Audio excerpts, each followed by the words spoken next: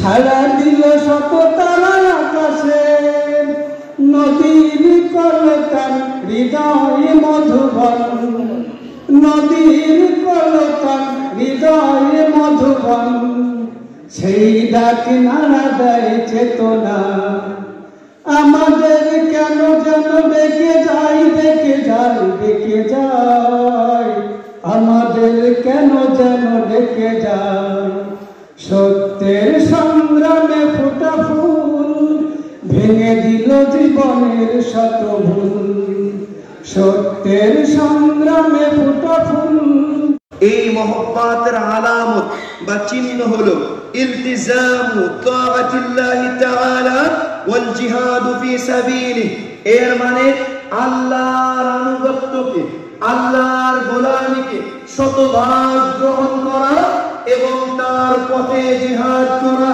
ওয়া ইস্তিহলাউল মালামাতি ফি যালিকা, আর এই কাজ করতে গিয়ে যতই বাধা আসুক সে বাধাকে মিষ্টান্নের মতো গ্রহণ করা।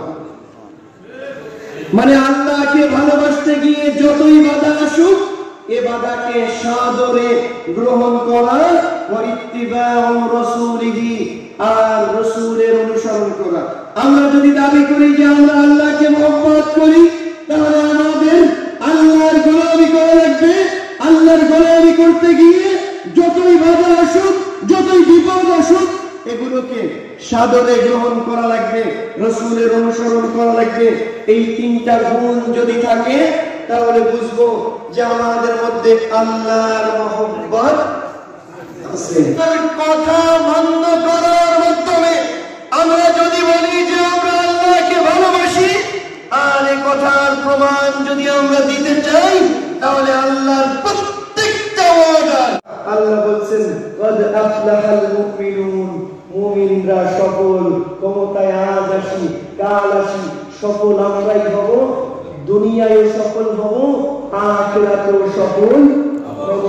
বিশ্বাস করি যে এমন একটি সমাজ ব্যবস্থা প্রতিষ্ঠা করা সম্ভব যেটার স্বপ্ন আমরা সবসময় দেখে থাকি। সেরকম যদি করতে হয় তাহলে আমাদেরকে রাসূল করিম সাল্লাল্লাহু আলাইহি ওয়াসাল্লামের মতো আদর্শবান হতে হবে। তার নেতৃত্বের যে গুণাবলী ছিল সেগুলো আমাদের অর্জন করতে হবে।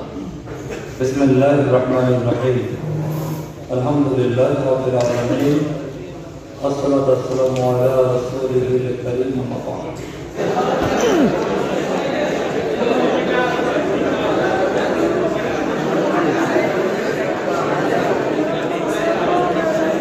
হয়েছে এরকম নেতা জমা হয়েছে, বাকি আছেন কেউ ব্যালট দেওয়ার জন্য?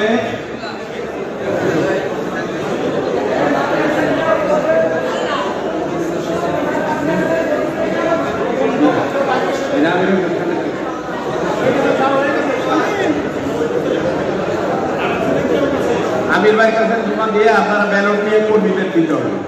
দেওয়া হয়েছে, ঠিক না? সভাপতির যে দায়িত্ব দেওয়া হয়েছে অনেক কঠিন না? কঠিন তো, কথা বলেন না তো? এই কঠিন কাজটা যদি পালন করতে হয় তাহলে আমাদের কি করতে হবে?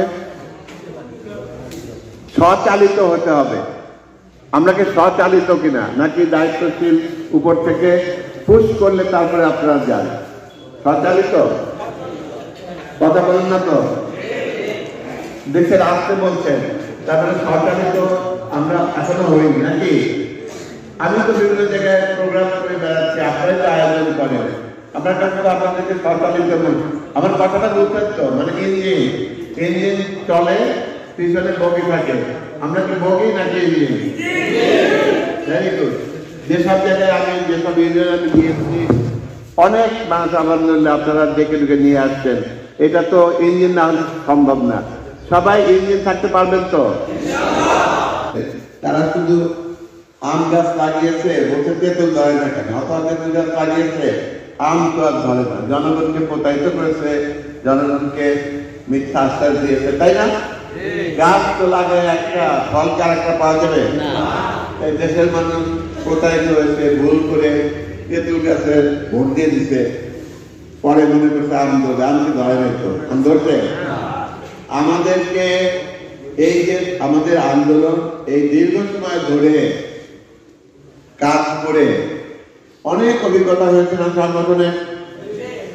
আমাদের মাশাআল্লাহ আমাদের আমিরে জামাত যেভাবে কথা বলে বেড়াচ্ছেন, আপনারা মনে করেন আল্লাহ তার মধ্যে বলাচ্ছে কত রকমের সাংবাদিকদের ফেস করছে যে আমরা কাউকে গালি দিতে চাই না, আমরা কাউকে গালি দিতে হবে না, ঠিক আছে না?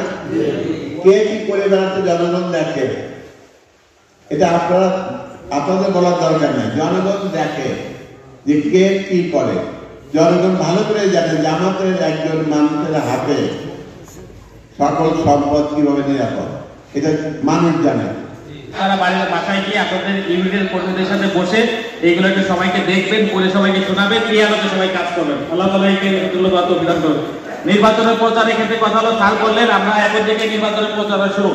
আমরা এই আসনে প্রার্থী আমাদের থাকবে ইনশাআল্লাহ, এবং আপনারা একটা ব্যাপারে অলরেডি মিডিয়া দেখছেন যে ইসলামী দলগুলো জোট হওয়ার সম্ভাবনা আছে।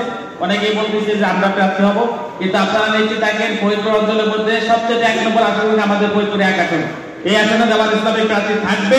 এই জন্য আপনারা সে আলোকে ময়দানে ভূমিকা রাখা শুরু করেন ইনশাআল্লাহ।